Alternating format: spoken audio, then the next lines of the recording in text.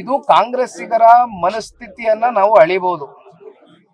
ಇವತ್ತು ದೇಶದಲ್ಲಿ ಎಲ್ಲ ಕಡೆ ಶ್ಲೋಕಾಚರಣೆಯನ್ನ ನೋವಿನಿಂದ ನಾವು ಮಾಡ್ಬೇಕಾದಂತ ಸಂದರ್ಭದಲ್ಲಿ ಇಲ್ಲೇ ನಮ್ ಜಿಲ್ಲೆನಲ್ಲೇ ತಗೊಳ್ಳಿ, ಒಬ್ಬ ಮಹಾನ್ ಭಾವ ಸೀರೆ ಹಂಚ್ಕೊಂಡು ಆ ಸೀರೆ ಹಂಚಕ್ ಹೋಗಿ ಅದ್ಯಾವುದೋ ಒಂದ್ ಸಣ್ಣ ಪಾಪು ಬಹುಶಃ ನಮಗಿರ್ತಕ್ಕಂಥದ್ದು ಅದು ಮುಚ್ಚೋಯ್ತು ವಿಚಾರ ಇಲ್ಲಿವರೆಗೂ ಹುಡುಕ್ಲಿಕ್ಕಾಗಿಲ್ಲ.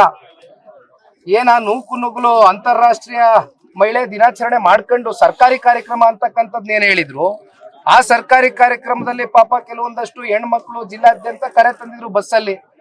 ಅವ್ರು ಏನೋ ಸೀರೆ ಸಿಗುತ್ತೆ ಅಂತ ಒಂದು ಖುಷಿಗೆ ಬಂದಿದ್ರು. ಆ ಸೀರೆನೂ ನಾನು ನೋಡಿದೆ ಫೋಟೋ.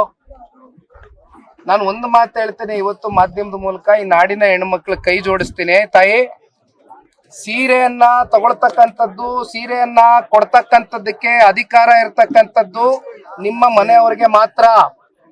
ಇನ್ಯಾವನೋ ಮೂರನೇವನ್ ಬಂದು ಸೀರೆ ಕೊಡ್ತೀನಿ ಇನ್ನೊಂದು ಕೊಡ್ತೀನಿ ಅಂದ್ರೆ ದಯಮಾಡಿ ಇಂಥ ಕಾರ್ಯಕ್ರಮಗಳನ್ನ ದಯವಿಟ್ಟು ಹೋಗ್ಲಿಕ್ಕೆ ಹೋಗ್ಬೇಡಿ. ಆಮೇಲೆ ಅವತ್ತಾದಂತ ಘಟನೆ ಏನು ಶೌಚಾಲಯದ ವ್ಯವಸ್ಥೆ ಇಲ್ಲ, ಕುರ್ಚಿ ವ್ಯವಸ್ಥೆ ಇಲ್ಲ, ಊಟದ ವ್ಯವಸ್ಥೆ ಇಲ್ಲ, ಯಾವ್ಯಾವ ರೀತಿ ಅವ್ಯವಸ್ಥೆಗಳಾಯ್ತು ಮಾಧ್ಯಮದಲ್ಲಿ ನಾನು ನೋಡಿದ್ದೀನಿ, ತಾವೇ ತೋರಿಸಿದಿರಣ. ಹಾಗಾಗಿ ಇಲ್ಲಿ ಕಾಂಗ್ರೆಸ್ನವ್ರಿಗೆ ಏನ್ ಅಶಾಂತಿ ಅಂತೆ, ಇನ್ನೆಷ್ಟು ಶಾಂತಿಯುತ ಹೋಗೋಬೇಕಂತೆ ಭಾರತೀಯರು, ಇನ್ನೆಷ್ಟು ಶಾಂತಿಯುತ ಹೋಗೋಬೇಕಂತೆ ಸರ್. ಪ್ರತಿಯೊಬ್ಬ ಭಾರತೀಯನು ಇವತ್ತು ಮೆಚ್ತಾ ಇದ್ದಾನೆ. ಪ್ರತಿಯೊಬ್ಬ ಭಾರತೀಯನಲ್ಲೂ ಇವತ್ತು ಒಳಗಡೆ ಆಕ್ರೋಶ ಇದೆ, ಬೆಂಕಿ ಇದೆ, ನೋವಿದೆ. ಅದಕ್ಕೆ ಉತ್ತರ ಕೊಡಿ ಅಂತ ಪ್ರಧಾನ ಮಂತ್ರಿಗಳು ಕೇಳಿದಾಗ ನೆನ್ನೆ ಉತ್ತರ ಕೊಟ್ಟಿದ್ದಾರೆ. ಅದರಲ್ಲಿ ಪ್ರಮುಖವಾದಂತ ಪಾತ್ರ ಇಬ್ರು ಹೆಣ್ಮಕ್ಳು ವಹಿಸಿದ್ದಾರೆ ನೆನ್ನೆ ಆಪರೇಷನ್ ನಲ್ಲಿ.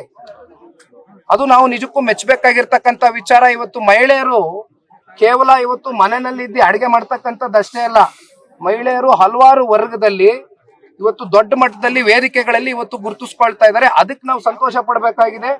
ನಿಜಕ್ಕೂ ಕೂಡ ಈ ಕಾಂಗ್ರೆಸ್ನ ಮನಸ್ಥಿತಿ ಏನಿದೆ ಅಂತಕ್ಕಂಥದ್ದು ಬಹಳ ಸ್ಪಷ್ಟವಾಗಿ ಅರ್ಥ ಆಗುತ್ತೆ. ಮೊನ್ನೆ ಬೇರೆ ಅದ್ಯಾವುದೋ ಕಾಂಗ್ರೆಸ್ನ ಸಚಿವರು ಅದೆಂತದೋ ಬಾಂಬ್ ಕಟ್ಕೊಂಡು ಹೋಗ್ಬಿಡ್ತೀನಿ, ಈ ಬಾಂಬ್ ಕಟ್ಕೊಂಡು ಹೋಗೋ ಮನಸ್ಥಿತಿ ಇರ್ತಕ್ಕಂಥದ್ದು ಅದು ಎಲ್ಲಿಂದ ಬಂತು? ಹೇಳ್ದಂತ ವ್ಯಕ್ತಿಗೆ ಮಾತೆತ್ತಿದ್ರೆ ಬಾಂಬು ಬಾಂಬು ಅಂತಾರ ಅವರು. ಕುಂಕುಮ ಕಂಡ್ರೆ ಆಗಲ್ಲ ಅಂತ ಸಿದ್ದರಾಮಯ್ಯ